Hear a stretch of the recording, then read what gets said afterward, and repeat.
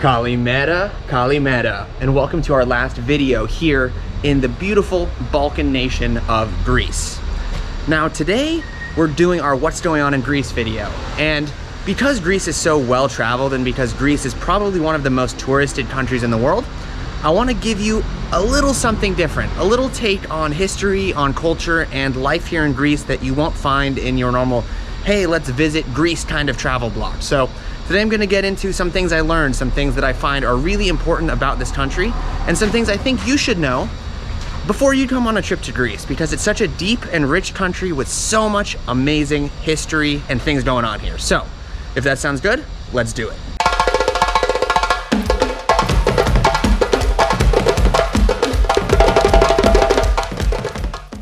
Greece, Greece, Greece. So the first thing I really want to talk about in this episode is Athens itself, this amazing city, this capital city that holds basically half the population of the entire country. If you come to Athens, this is going to be your traditional looking street. This is a little cul-de-sac we've got here. Very important to the Greek ideology is the motorbike, the small car. You'll see motorbike parking everywhere you go. White buildings with different colors of window coverings, and very tight streets in general. Everything here seems to be white. It's not nearly as beautiful as the Greek islands, like if you go to Santorini or Paros or the other Greek islands that have these beautiful white buildings. In Athens, if you go to the top of hills, you'll notice everything is white as well. But it seems like most of the buildings, especially in the city center, were built in the 60s, 70s, and 80s. So you're not getting a lot of, let's say, beautiful buildings. Athens itself is a good cross-section for understanding Greece as a whole, because so many people have moved here from all over Greece and all over the world. You'll have people from the islands, you'll have people from the north of Greece, you'll have people from the Peloponnese in the south. And that makes Athens itself a very diverse cross-section of Greek society. And you can find restaurants, specifically, you can find Cretan restaurants, you can find Peloponnese restaurants, you can find restaurants that specialize in Thessaloniki food from the north. And so without really knowing this, you would just think, oh, Athens is just very Greek, but Athens itself is incredibly diverse with so many things going on if you just look a little bit underneath the surface. Athens for me is doubly incredible because what you can find here is so much ancient history.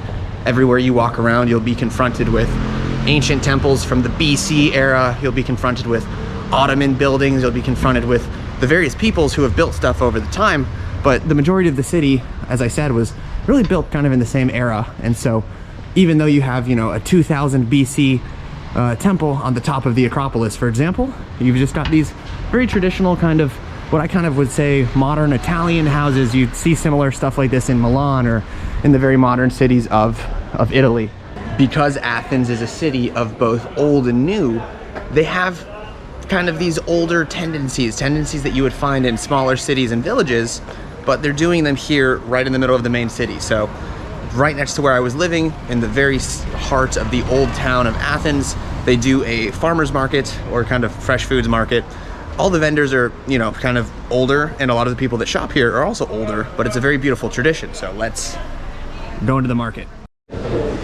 One thing I really like about this market is that you'll be able to find all of the various things that they grow here locally in Greece, and you'll find some beautiful things, for example, like squash blossoms, which you don't often see in a normal market. You can see the little squash with the blossom. Very beautiful.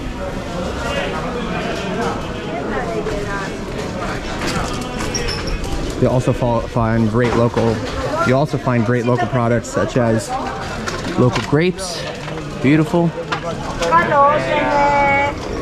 tomatoes. We have some local people selling their honey, very nice. And of course, the olive table, which you can smell from a very, very long ways away. And here you can even buy olive paste. They have, I don't know, maybe 18 different kinds of olives here. Very, very impressive.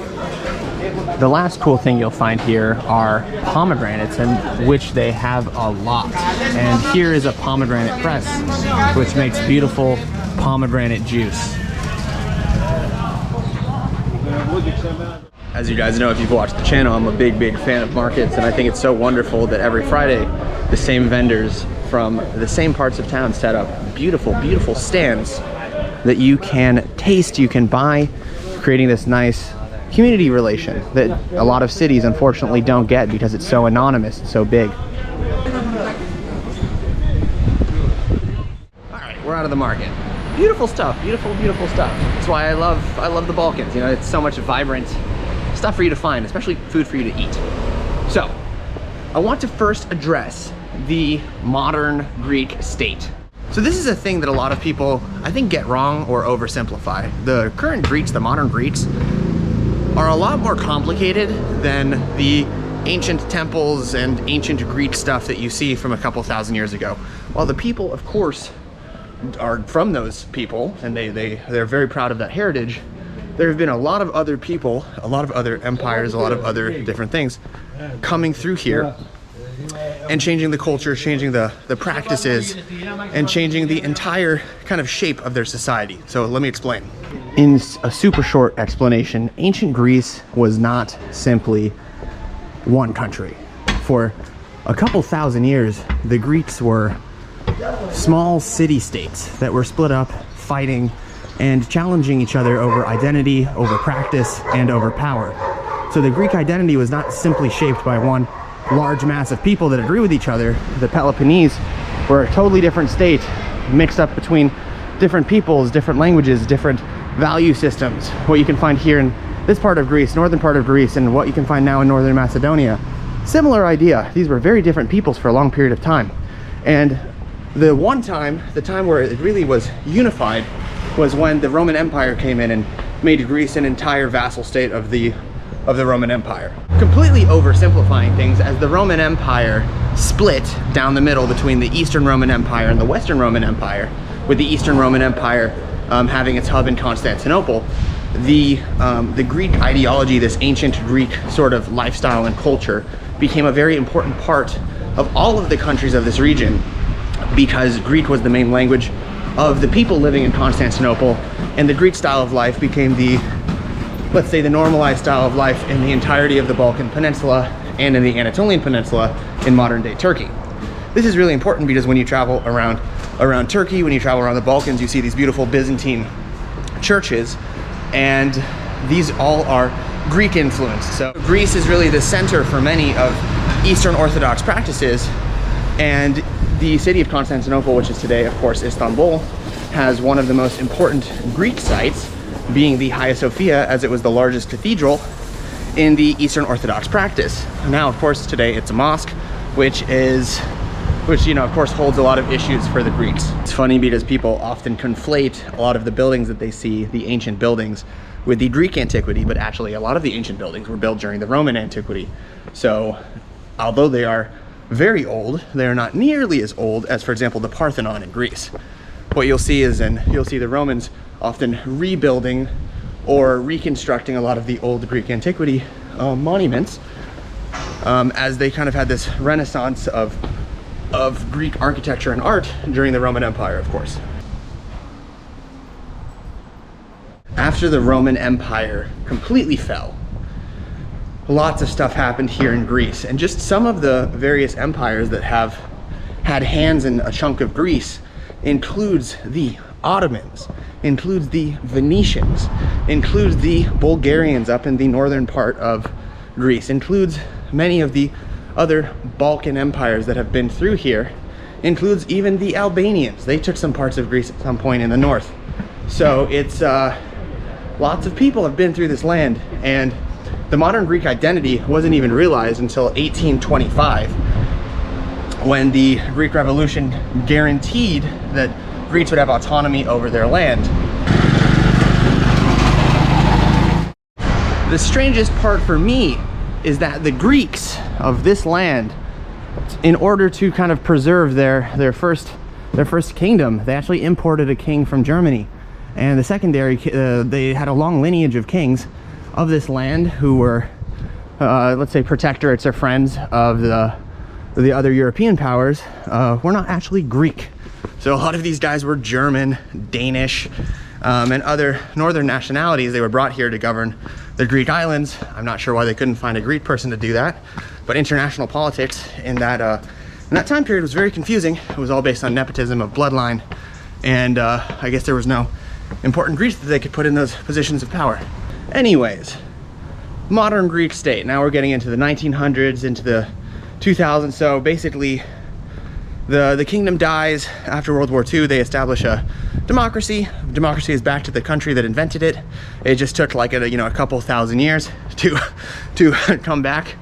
And really now, when you're talking about modern Greece, you're talking about the amalgamation of all of these people who have been through here, their ancestors, and that old Greek identity, that ancient Greek identity that stuck around, that people are of course very, very proud of, those traditions, but those traditions that are now mixed with the traditions of the other people who have occupied this land for 1,000 years, 300 years, 150 years, whatever it may have been. We're climbing up here now to Philopappou Hill, which is a very famous hill here in Athens. Athens has a few different hills that kind of stand up above the city, which is sitting beneath in these valleys. So out of all of this changing of hands, out of all of this changing of empires, who are the Greeks? Well, it's a really complicated answer, but from what I can tell, the Greeks are really nice people, first and foremost. Even in a tourist economy where there's so many foreigners coming in here, the nicest, most open people you'll ever meet. The Greeks are people who are proud of their culture, who are proud of their heritage, who will open their homes to you, who will pay for your dinner. You cannot pay for anything in Greece. I've never gotten more free things than I have during my time here in Greece. If you're interested about their culture, if you learn a little bit of Greek language, they are nothing but open, nice, friendly, and just fantastic people. So I think that's the best way to sum up what Greece is. What is Greece? It's the people. It's the great people of the country and the people who have been through so much and who sometimes have so little. And of course, what is Athens?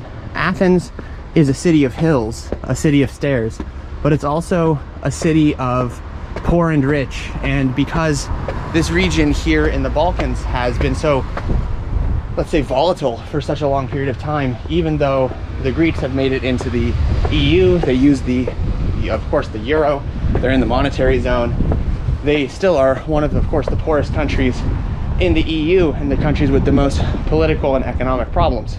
While Greece is a beautiful and amazing place, what you'll notice is that Greece is also a place of hardship. And whether it's the graffiti that you see everywhere, whether it's the crumbling buildings that you see in many places, Greece is certainly not one of the richest countries in the EU. And because of the tourism, they are able to stay afloat in many ways. And they're very dependent. They really do love the tourism here, but tourism also is a double-edged sword. It brings lots of negative externalities. And one here in Athens that you see in graffiti written on the walls, one thing that you'll see is that Airbnbs are running people out of Athens, out of the cities. And because Airbnb companies can buy the apartments, they can pay higher rents than the Greek people could. And the salaries here in Greece are quite low. So it's a huge problem in many places, and there's really not any good solution because the government here is not very effective. The economic policy of this country is a mess, as many people do know.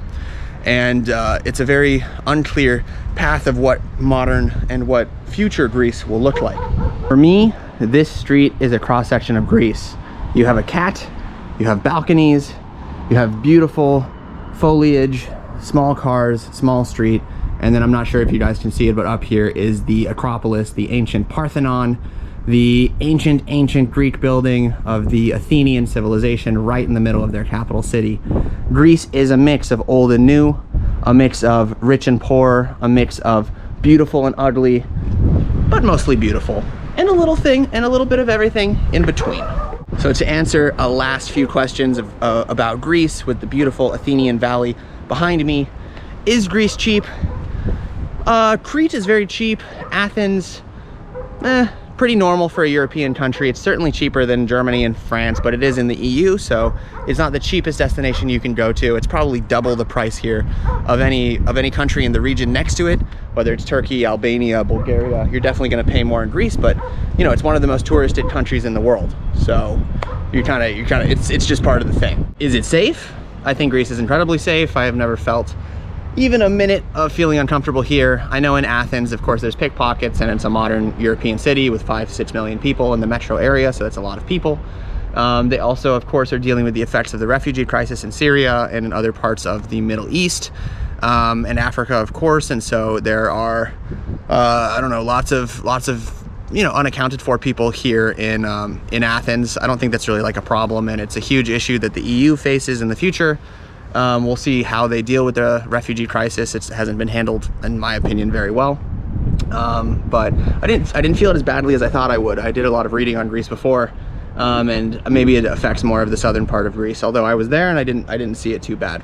I think the most important thing you can do for any trip to Greece is focus on buying local and focus on supporting the actual Greek people who live here.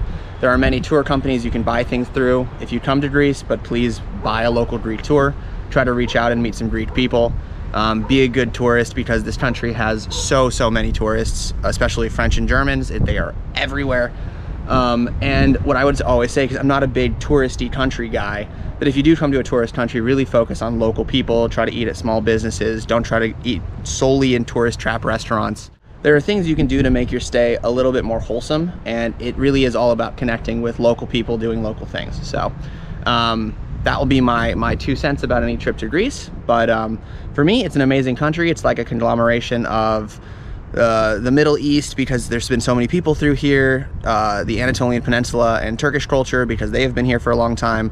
Very strong Greek culture. It has a kind of Italian vibe. So Greece, there's so much good stuff. Good food, good people, good times, good music. I mean, what can you not like? It's Greece. So with the beautiful background here, I will say one last yasos. That is how you say hello and goodbye in Greek. And of course, yamas, which means cheers. I really enjoyed my time here. We saw a little bit of old, we saw a little bit of new, we saw a little bit of food, we saw a little bit of history, and that's really what I like when I travel. So if you like the video, make sure to like and subscribe, hit the notification bell. Super helpful to me. If you didn't like the video, don't do it. I'm not gonna force you. We are headed to Morocco next. So we have some very cool videos from a very touristy, but I hope less touristed country than what you can find in other travel blogs. So come back for that. We're looking for local food and for local things. That's always the goal. So I'm gonna head into the forest here. Even though there's really nice flats here, it still feels kind of naturey. And I'm gonna let you guys get on with your day. One more yasos from Greece. Laters, guys.